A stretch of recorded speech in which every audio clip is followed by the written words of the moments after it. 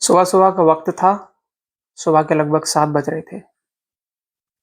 एक लड़का होता है जिसकी उम्र लगभग 16 साल के आस-पास होती है।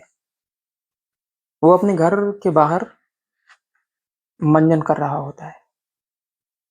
क्योंकि गाँव का यही हर जगह गाँव का यही माहौल है कि सुबह-सुबह लोग दातून या ये मंजन करने के लिए बाहर खड़े हो जाते हैं। तो उसी समय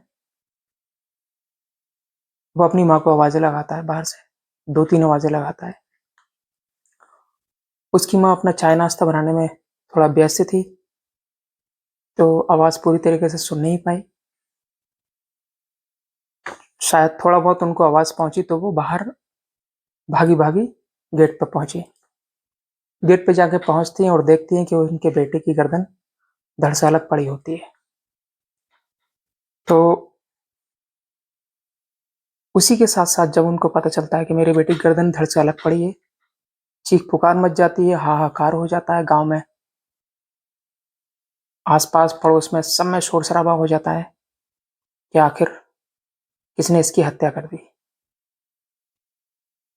तो इस कहानी के माध्यम से ये जो सच्ची घटना है मैं आपको बताना चाहूँगा कि ये लड़का कौन था, क्यों इसकी हत्या की गई और एक छोटी-सी बात को लेके उसकी गर्दन को धड़ से अलग कर दिया गया।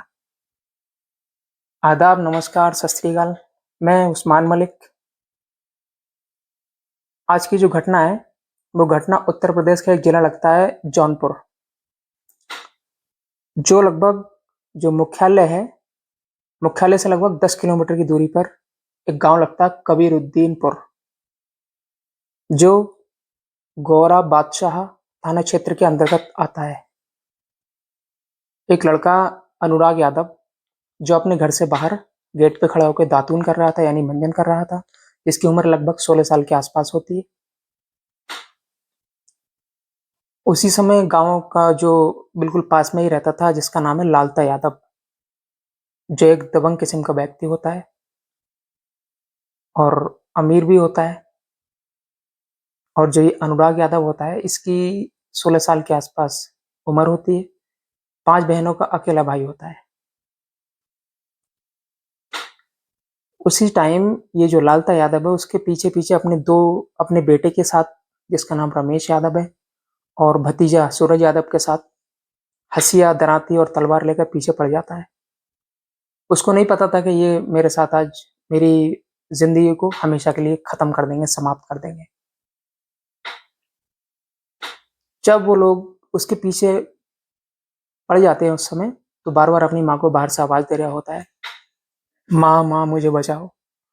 माँ को आवाज़ नहीं पहुँच पाती, तब तक उसकी माँ को आवाज़ पहुँचती है तो वो बाहर आके देखती हैं कि उसके बेटे की गर्दन को तलवार से अलग काट के अलग कर दिया जाता है।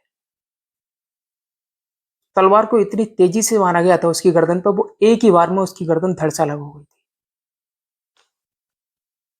पाँचों बहनें, जो अपने घर का इकलौता चिराग था, अपनी गोदी में लेके उसकी माँ अपने बेटे के सर को गोदी में लेके चीख रही थी, चिल्ला रही थी।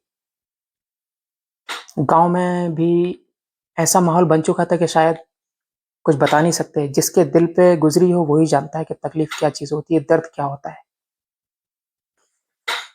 अभी तक जो घटनाएँ हुई हैं, बहुत सारी घटना होती आई हैं, पर किसी ने ये नहीं सुना होगा कि कोई कोई 2 बीसवा ज़मीन को लेके किसी की हत्या कर सकता है या किसी के सर को धड़ से अलग कर सकता है। ये उस दिन की घटना है जिस दिन पूरा देश दीपावली का पर्व मना रहा था। हर किसी के घरों में चिराग जल रहे थे। चिरागों के साथ-साथ खुशी का माहौल था, रौनक थी। दीपावली बहुत अच्छा पर्व है। ये लोग मना रहे थे, हर किसी के घर में चिराग जल रहे थे। अब कि लालता यादव के बेटे रमेश यादव ने किसी का इकलौता चिराग ही हमेशा के लिए खत्म कर दिया। उसकी गर्दन काट दी। और गर्दन किस बात के लिए काटी गई? एक विवाद चल रहा था। वो अनुराग यादव अनुराग यादव जिस घर में रहता था उस घर के सामने एक 2 बीसवा ज़मीन थी। 2 बीसवा यानी 2 बीसवा तो बहुत छोटी-सी ज़मीन होती है, छोटा-सा टुकड़ा था। पर इस पर विवाद लगभग 30 साल पहले से चल रहा था। जब 30 साल पहले चल रहा था, इस घटना को प्रशासन, पुलिस प्रशासन, सब आला अधिकारियों तक इसकी खबर पहुंच चुकी थी, पर किसी ने इस मामले को ज्यादा संज्ञान में नहीं लिया, क्योंकि जो लालता यादव है वो दबंग किस्म का व्यक्ति है। उसके परिवार में कोई एक दरोगा भी है। उसकी जो पोस्टिंग है उस दरोगा की, लगभग वो वहां पे मेरठ में है।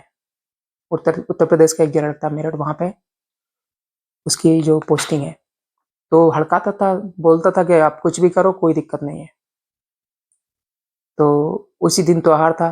बल्कि इस घटना को लेकर बहुत बार लड़ाई झगड़े छोटे मोटे होते रहते थे।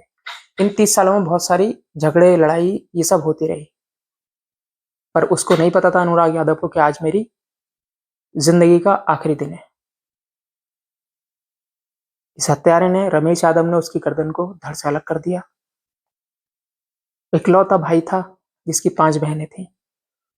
पिताजी रामजीत यादव गरीब है, बहुत गरीब परिवार था।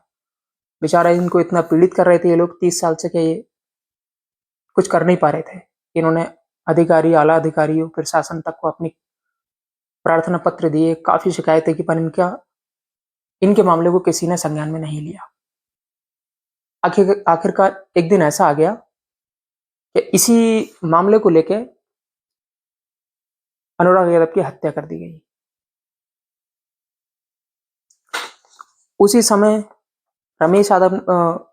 अनुराग यादव ने बड़ी कोशिश की, भाग रहा था, उनसे बच के भागने की पूरी कोशिश की उसने, पर वो 2-3 लोग थे हथियार, तलवार लेके हाथ में, पीछे पीछे उसके भाग रहे थे। बेचारा अपनी जान को बचा रहा था, पर नहीं बचा पाया।